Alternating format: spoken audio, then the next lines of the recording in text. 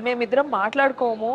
ఆహ్, కానీ తనెక్కడున్నా హ్యాపీగా ఉండాలనే కోరుకుంటాను. తనకిద్దరు పిల్లలు. తను హ్యాపీగా పెళ్ళైపోయింది ఉన్నాడు. అప్పుడే. ఓకే. పెళ్లయిపోయింది. ఇద్దరు పిల్లలు. హ్యాపీగా ఉన్నాడు. హ్మ్. మంచి వైఫ్. హ్యాపీగా ఉంటే ఇంకేం కావాలి? నేను ఇష్టపడిన వాళ్ళు ఎక్కడున్నా హ్యాపీగా ఉండాలనేదే నా కోరిక. హ్మ్. అండ్ వాళ్ళ పేరెంట్స్ అందరికీ నేనంటే ఇష్టం. హ్మ్. అవ్వలేదు. అంతే రాసి పెట్టలేదు. హ్మ్. నాకు చాలా క్లోజ్ ఫ్రెండ్ ధనుష్. నేను లవ్ చేసిన అబ్బాయి వాళ్ళ తమ్ముడు. వాడు నేను డొక్కు అని పిలిచేదాన్ని వాడిని. వాడు నన్ను బజ్జీ అని అంటే మా వాడు నన్ను బుజ్జి అని పిలిస్తే ఈడు బజ్జీ అని పిలిచేవాడు. హ్మ్. మా ఇద్దరికి ఒక డిఫరెంట్ ఫ్రెండ్‌షిప్ ఉండేది.